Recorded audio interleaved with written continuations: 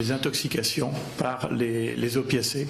Et donc je pense que là, cet exposé a vraiment toute sa place dans le risque en chirurgie, puisque beaucoup d'antalgiques sont prescrits par les chirurgiens. Donc Jean-Henri Costantin est membre de l'Académie nationale de médecine et également de pharmacie. Merci. Merci, Monsieur le Président, Monsieur le Secrétaire général, Messieurs les académiciens. C'est avec plaisir que j'ai souscrit à l'invitation qui m'était faite de venir vous parler donc du risque antalgique qui concerne bien sûr la chirurgie, mais toutes autres disciplines médicales. Ce qui attire l'attention actuellement, ce qui focalise l'attention, c'est effectivement la crise des opioïdes aux États-Unis, et en particulier de certaines molécules que sont les anilinopipéridines. Permettez aux chimistes que j'ai été, l'aniline, c'est un noyau benzénique aminé, et la pipéridine, c'est ce noyau hétérocyclique. Et bien sur ce schéma, une multitude de radicaux peuvent être greffés, aboutissant à une très large diversité de molécules. J'ai cité les plus communes, le fentanyl, 100 fois plus actif que la morphine, et nous trouvons ensuite des produits qui deviennent presque des poisons de guerre, qui pulvérisés sur le champ de bataille, eh bien, arrive à créer des effets incapacitants. Carfentanil, sufentanil, lofentamil, rémifentanil. Nous sommes à des doses actives de l'ordre du microgramme, du millionième de gramme par kilogramme de poids corporel. Eh bien, aux États-Unis, amorcées d'abord par des prescriptions abusives d'analgésiques, ces molécules ont été utilisées à des fins thérapeutiques, mais bientôt ont fait l'objet de trafic.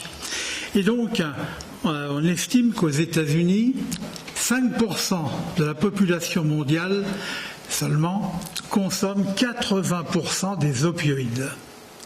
Il y a quelques années, les Français, les médecins français, se sont fait admonester sur leur pusillanimité à prescrire donc des antalgiques forts, comme s'ils avaient un certain dédain, un certain mépris, une certaine négligence pour la souffrance de leurs patients.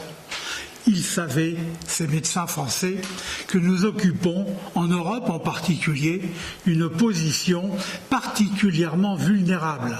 Sachez par exemple qu'en matière de cannabis, nous sommes sur les 18 États membres de l'Union européenne et de loin les plus gros consommateurs. Qu'en matière de psychotropes, qu'en matière d'analgésiques, d'hypnotiques, de tranquillisants, nous sommes dans les premiers rangs quand nous n'occupons pas le premier rang.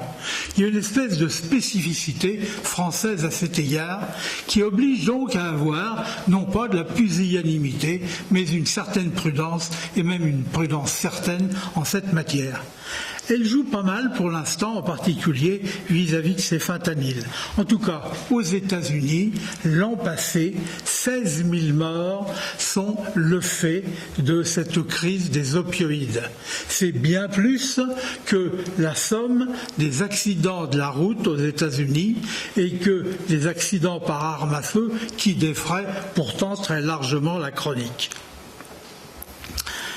Les opioïdes en France, situation rassurante, si je puis dire, nous ne connaissons que 800 overdoses annuelles, 200 du fait de molécules qui ont été prescrites, 600 qui sont le fait donc de trafic, d'une obtention illicite. Néanmoins, et là le système est prêt éventuellement à s'enflammer.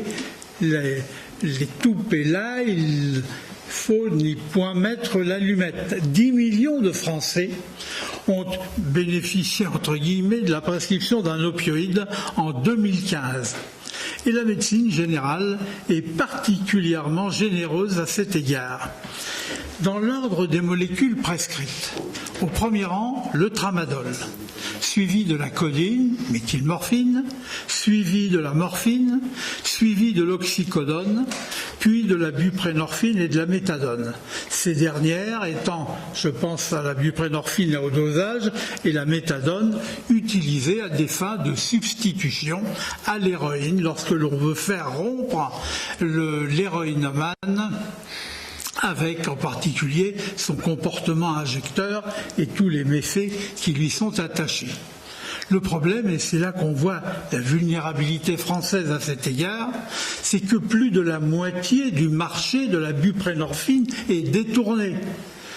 Sur 300 000 bénéficiaires, entre guillemets, 150 000 donc obtiennent auprès d'un médecin, mais souvent de plusieurs médecins, des ordonnances qu'ils se font délivrer par autant de pharmaciens, et que ferait-il de tout cela sinon de le revendre? De le revendre à qui? À de jeunes toxicophiles qui n'avaient pas encore emprunté le chemin des molécules opioïdes. Il y a là un véritable problème sur lequel les pouvoirs publics ferment les yeux, et ceci confine au scandale et même au drame, mais volontiers tu par les médias. D'autant que cela a été fait pour faire rompre le toxicomane avec le comportement injecteur de l'héroïne, mais cette buprénorphine est de plus en plus injectée. Il y a pourtant les éléments qui permettent d'échapper à cela. Ça s'appelle la Suboxone, qui est une association de buprénorphine et de naloxone, qui, prise par voie sublinguale, n'entrave pas du tout les effets attendus de la buprénorphine, qui est d'occuper les récepteurs opioïdes cérébraux, mais mise en solution et injectée, l'analoxone, qui est un antagoniste des récepteurs opioïdes, non seulement prévient les effets de shoot inhérents à l'injection de buprénorphine, mais qui plus est peut déclencher un syndrome d'abstinence. Si c'est essayé une fois, on ne recommence jamais. On a donc l'outil. Eh bien, la Suboxone est tellement peu prescrite en France que le laboratoire envisage de la retirer du marché français. Il y a aussi d'ailleurs les génériques de la buprénorphine à haut dosage. Pourquoi ne sont-ils pas prescrits ou ne représentent que 10% des prescriptions? C'est parce que le résidu insoluble est tel que le sujet qui se sert du surnageant pour se l'injecter n'y trouve pas sa dose. Donc il y a là une énorme hypocrisie et il y a quelque chose qui devrait être en fait rapidement corrigé avant que nous nous retrouvions dans la situation qui est la situation américaine. Analgésier, soulager en se prémunissant des risques d'addiction. Les principaux antalgiques, je vous les rappelle, les 3 paliers de l'OMS, avec en particulier l'aspirine, plus guère utilisée à des fins antalgiques, le paracétamol ô combien, les anti-inflammatoires non stéroïdiens, qui, à des doses qui ne sont pas encore des doses anti-inflammatoires, développent des effets analgésiques puissants. Les glycocorticoïdes, le néphopam, l'Acupan. Palier 2, les cannabinoïdes qui défraient la chronique. On essaie actuellement de situer sur le plan thérapeutique les cannabinoïdes en se disant que si c'est bon pour tout, si c'est bon pour tous, on ne voit pas pourquoi on ne libérerait pas ces produits à des fins récréatives. Et puis il y a les opioïdes faibles avec codéine, dihydrocodéine, et le tramadol. Le tramadol qui paraît très anodin, mais je ne vais pas être plus long sur ce caractère anodin. Et puis enfin, les opioïdes forts, buprénorphine, dont on vient de dire un mot, la méthadone, l'hydromorphone, l'oxycodone, la morphine et le fentanyl. Eh bien, il faut savoir que, à partir du moment où un traitement apporte au sujet qui présente un trouble, un inconfort, que sais-je, la suppression de ce trouble et de cet inconfort, quelle que soit la molécule, cela incite évidemment à un usage répétitif, à un usage abusif. C'est vrai pour les vasoconstricteurs nasaux.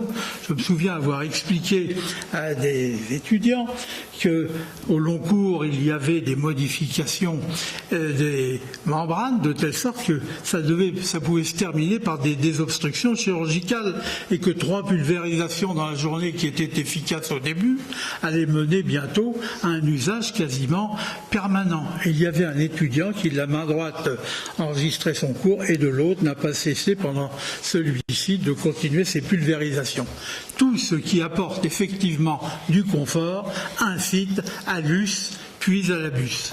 C'est vrai de l'insomnie versus les hypnotiques, c'est vrai de l'anxiété versus les anxiolytiques, c'est vrai de la douleur morale vis-à-vis des antidépresseurs, bien sûr de la douleur physique vis-à-vis des antalgiques, mais aussi des laxatifs chez le constipé, et je le disais, de l'obstruction nasale avec les vasoconstricteurs.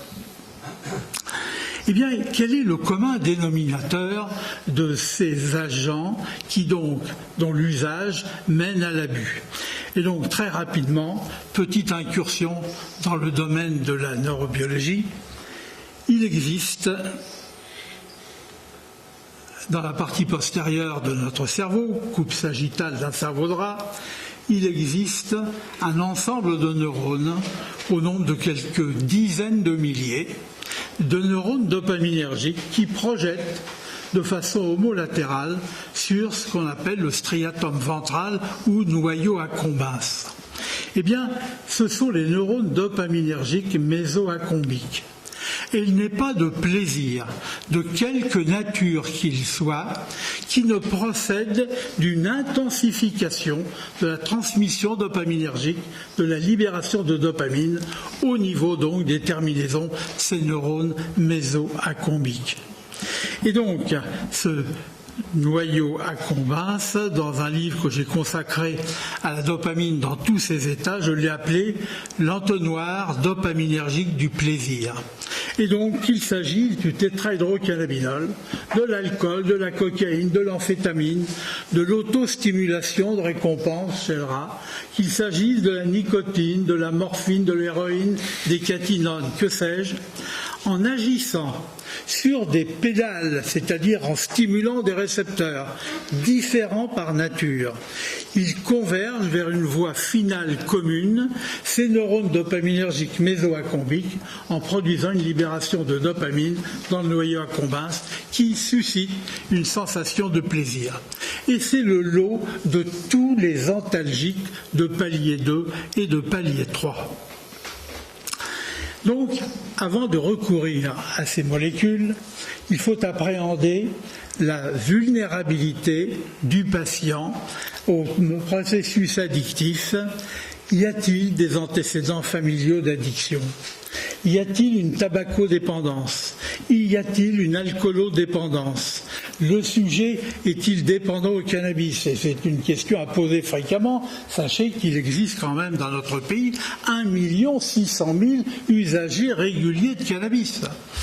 Est-ce que ces sujets présentent des troubles psychiques du type anxiété, dépression, schizophrénie, qui sont des situations qui recrutent, lorsque l'on est confronté aux agents toxicomanogènes, des addictions? Est-ce que ces sujets ont une dépendance à des agents psychotropes, hypnotiques, anxiolytiques, antidépresseurs? Ces sujets ont-ils un faible degré de résistance à la douleur?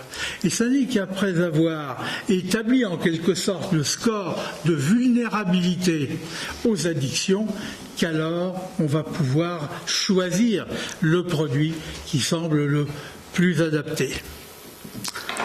La puissance d'effet de 3 molécules mérite d'être prise en considération. La codéine, qui vous savez, a vu sa libre diffusion restreinte maintenant par prescription médicale, le tramadol et l'oxycodone. Nous sommes tous ici, instantanément, très différemment sensibles à l'action de ces 3 molécules. Et ceci tient au fait qu'il s'agit en fait de pro-médicaments. Et j'ai envie de dire de pro-drogue au sens réel du terme. C'est non pas la traduction anglaise du pro-drug, mais du pro-drogue. Agents qui, sous leur forme native, sont faiblement actives, voire inactives, mais qui acquièrent leur activité par transformation dans l'organisme, sous l'influence en particulier d'un cytochrome, d'un système enzymatique hépatique, un cytochrome P450 du type 3D6. D6. Il y a toute une famille de cytochromes, il y en a plus d'une vingtaine bien identifiés. Eh bien, celui qui nous intéresse ici, c'est le cytochrome 2D6. Il a des aspects pharmacogénétiques et chez certains, cette enzyme est très puissamment exprimée et dès lors la conversion de la codéine en morphine sera intense, alors que chez d'autres, elle sera bien moins importante. Eh bien, il en va de même pour le tramadol, il en va de même pour l'oxycodone. Et dès lors, on devrait, avant d'administrer ces molécules, mais ce serait bien compliqué, établir en fait l'intensité d'activité de ce cytochrome P450 au niveau hépatique, avant de savoir si l'on peut donner en toute innocence ces molécules ou si l'on doit être particulièrement prudent. Je ne parlerai pas du tétrahydrocannabinol qui défraie la chronique, si ce n'est pour vous dire que cela n'est pas un candidat, justifiant donc son usage à des fins antalgiques. Son efficacité est modérée, il donne lieu à tolérance et en particulier à addiction. 20% de ceux qui l'ont essayé l'ont adopté. Une formule, et je termine, une formule paraît devoir être prise en considération lorsque l'on donne un opioïde. Ça n'est pas d'abonner le sujet à celui-ci, mais même en restant dans la classe des opioïdes, de varier les molécules, parce qu'elles n'ont pas toutes la même capacité d'inactiver le récepteur, qui est le substratum de la tolérance, et d'autre part, parce que la pharmacocinétique, l'induction des enzymes du catabolisme peut être remise à zéro en mettant dans l'intervalle un autre opioïde. Bref, l'affaire n'est pas simple, je ne prétendais pas vous aider à trancher, mais à attirer votre attention sur un certain nombre de problèmes et qui donc doivent être prises en considération si nous ne voulons pas nous retrouver dans quelques années dans la situation américaine. Je vous remercie de votre attention.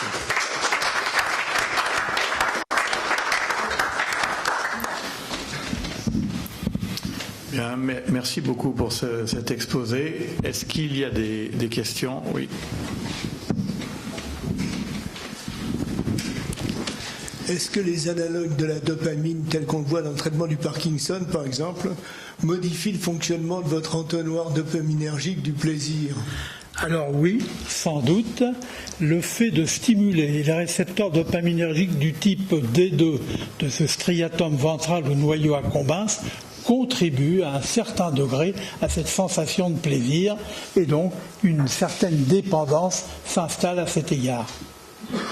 Et d'ailleurs, lorsque l'on fait des stimulations cérébrales profondes, on est souvent amené à continuer de prescrire ces agonistes dopaminergiques, car si les sujets vont mieux sur le plan neurologique, au plan thymique, au plan de l'humeur, ils vont mieux mais ils pleurent. Ils vont neurologiquement mieux, mais psychologiquement beaucoup plus mal, ou pas mieux.